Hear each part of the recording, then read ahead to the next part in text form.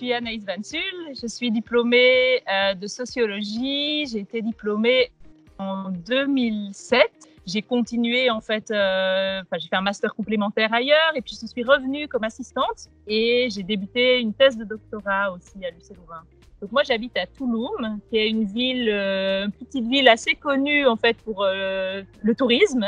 J'ai rencontré une ONG qui travaille dans les communautés mayas. Je suis passionnée par ce que ces communautés vivaient, leur mode de vie, leur culture. J'ai envie de continuer mon métier de sociologue, mais en fait plus de manière académique, universitaire, mais de manière plus ancrée sur le terrain, quoi. Et notre ONG s'appelle Movida Maya, voilà, et on travaille dans les communautés mayas avec les adolescents, avec eux pour développer, renforcer en fait leur capacité, les outils qu'ils peuvent développer pour renforcer une vie plus durable et autonome pour eux-mêmes, mais aussi pour toute leur communauté. Alors nous, on travaille dans les communautés indigènes qui sont fort affectées par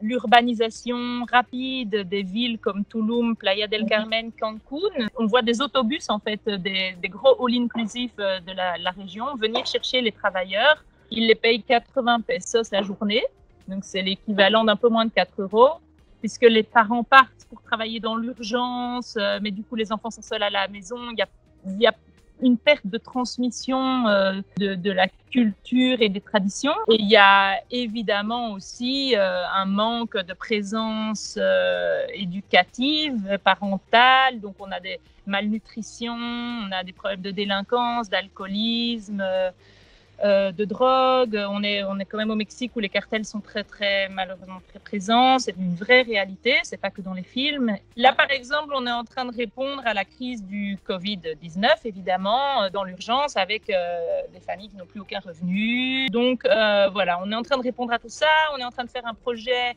du coup, sur le court terme d'aide alimentaire. Et puis, dans le long terme, on fait un projet de potager collectif, permaculture. Mais alors, on fait appel à beaucoup de volontaires, des leaders d'autres communautés mayas, par exemple, dans des communautés qui ont des projets durables et environnementaux notamment.